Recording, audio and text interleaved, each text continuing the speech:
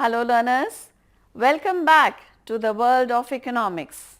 I, Ritu Gupta, will be taking with you today the role of government in determination of price and quantity. The role of the government is very important in the economy. The free play of demand and supply forces do not benefit all equally. There are some who are deprived of the fruits of development, and to take care of these people there is a definite role for the government. In today's session you will learn about the role of government in production and distribution of goods and services, how the government controls price of certain goods, and we will learn about administered price, minimum support price, token price and dual price. Rationing and black market will also be dealt with. How the government helps consumers and producers are an important aspect of today's session. And lastly, we shall be dealing with the effect of tax and subsidy on market price. So, ready to understand the role of the government? Let us take each one of these one by one. When the equilibrium price is too high, some consumers may not be able to afford the commodity such as food, house, etc. And these deprived consumers are what the government plans to help. When the equilibrium price is too low, the producers may not want to sell their goods or services, such as farmers, laborers, etc., who may be suffering. And in this situation, the government does step in the production setup. Now, how does the government determine the price? The government can fix the price of the commodity either below the equilibrium price or above the equilibrium price, and this fixation of price is called administered price. Administered price is the price when the government does not allow free play of the market forces of demand and supply for determination of price of some commodities in order to protect the interests of consumers or producers, as we have just now understood. There are four types of prices that the government fixes. The first is the control price, the second support price, and third token price, and fourth dual price. We shall understand each one of these one by one. Let us come to control price. What is the meaning of control price? Control price is when the government fixes the maximum price of the commodity, which is generally lower than the equilibrium price. This is called the ceiling price or the control price. Please understand the features of control price. The control price is fixed lower than the equilibrium price. The price fixed by the government is for essential goods and it protects the interest of poor people. Even on the diagram you can see the equilibrium between supply and demand has been established here at price P star. However, the ceiling price is fixed much below by the government. Now, it is important for you to understand that at this fixed price there is an increased demand to the level of QD/QS.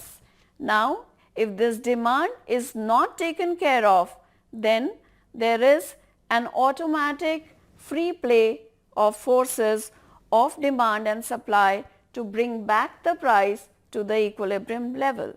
So, the control or ceiling price will be effective only if the government keeps this increased demand at bay or under control. To do so, the government may make this available on a first come first serve basis. However, this will lead to dissatisfied consumers. So, what does the government do? It resorts to rationing as a way out. Yes, these ration cards or booklets are issued to those who will be needing that commodity at a lower price. As you can see here, person is taking grains from a ration shop. Rationing is a technique adopted by the government to sell a minimum quota of essential commodities at a price less than the equilibrium price to supply goods to all at a lower price. However, this may result in black marketing. There may be some other consumers who are not satisfied with the quota, and so it results in a black market prevailing. Black marketing refers to a situation under which the sellers illegally charge a high price of the commodity which is much higher than the control price. That is, both buyers and sellers are equally responsible for a black marketing to emerge. Black markets exist because the consumers are ready to pay a price higher than the price fixed by the government to get more of the limited amount of the commodity. Let us now come to the second intervention of the government in the form of support price. Support price is fixed when the minimum price of the commodity, which is generally higher than the equilibrium price, to protect the interest of the producers, especially the farmers, and this is called a support price or floor price. I repeat, the government fixes the minimum price of the commodity which is generally higher than the equilibrium price to protect the interest of the producers, especially farmers. This is called support price or floor price. As we can see diagrammatically, the supply curve and the demand curve, they intersect here. So, the equilibrium is established here at a price P star, but this is too low a price, especially for the farmers when they come out to sell their goods after harvest, because the supply is very high. Therefore, the government fixes a higher price known as the floor price or the price floor to benefit the farmers. Again, to make this scheme a success, the government has to do something about this excess supply, and this excess supply, if it is not wiped off or taken away from the market, the equilibrium price will again be pushed down to the lower level. So, the government has to take care of this excess supply. Now, let us understand this features of this minimum support price. It is higher than the equilibrium price. It protects the interest of the producers or farmers.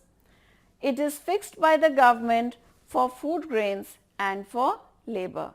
We call it the minimum support price because it is the least to which the price can fall. This is what the government will probably do to take care of the excess supply, purchase the food grain and store it in its godowns. Here are some labor who are demanding minimum wages. Now, let us come to the third intervention of the government in the free play of market forces of demand and supply. This is token price.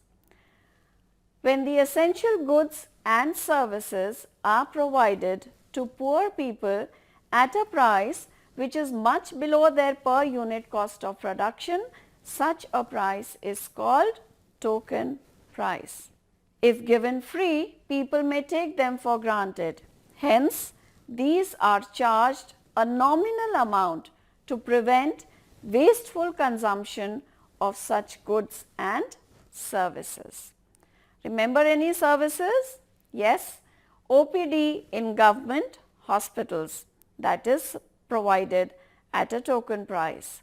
And there is also preventive health care and water supply. All the health care and water supply we get is at a token price. Let's come to the fourth aspect of government intervention in the market, and that is dual price. Dual, as the word itself suggests, is a policy adopted by the government under which a part of production is sold at control price and the remaining part is sold at prevailing market price. Remember the black market? And if along with the rationing of the product, the commodity is made available freely in the marketplace for dissatisfied consumers, black marketing can be taken care of. Dual price is in case of essential commodities such as rice, sugar and wheat. Let us now understand the impact of taxes and subsidy on market price. The change in tax rate directly affects the market price. If the government increases excise duty, sales tax or import duty, sellers and importers of these goods try to recover them from the buyers of these goods. So, taxes increase the market price of these commodities. Here is a diagrammatic representation of the same. We can see that because of taxes, the supply curve shifts upwards to the amount of the tax, due to which the equilibrium shifts and price increases from P0 to T, that is also causing the quantity to increase. So, due to taxes, supply curve shifts inwards and leftwards, as a result of which both price and quantity increase. What about the subsidy? Subsidy, as you all know, is a grant or a special benefit given to the producers by the government to sell their products at a lower price in order to make the product available at a reasonable price. It is a sort of an incentive to the producers. Increase in subsidy leads to decrease in market price. Thus, a subsidy is inversely related to market price. Let us see what happens in case of a subsidy. This being the original supply curve, once a subsidy is given, the supply curve shifts outwards and rightwards, as a result of which we can see the price falls and the quantity supplied increases. So, consumers benefit as well as the producers. So, subsidy causes the price to fall and quantity to increase. As we can see, through the public distribution, the government is in action. So, what is this public distribution system and what are its basic activities? The public distribution system is used by the government to make available certain essential commodities like wheat, rice and sugar etc. to the common man at a cheaper price. The government distributes these through fair price shops and with the help of ration cards. First and foremost, we can see the essential elements of the PDS system in India. First is subsidies. As we can see, it has been given on the cooking gas, LPG. Then with rationing. The rationing leads to a fair share for all of us, and through fair price shops or reasonably priced markets. These comprise the public distribution system in India. It is important now to revise a little of what we have done. We studied first about the government's intervention in the market as price ceiling, as price floor, and we also understood that the government balances out the free play of market forces of demand and supply to benefit all the consumers as well as the producers. In this way, there is a definite need and a role for the government to play, and let us appreciate that as good Samaritans or citizens of our country. So, the role of the government in determination of price and quantity has been understood by all of us, I hope, and it makes you understand the rest of your economics better. Thank you and have a good day.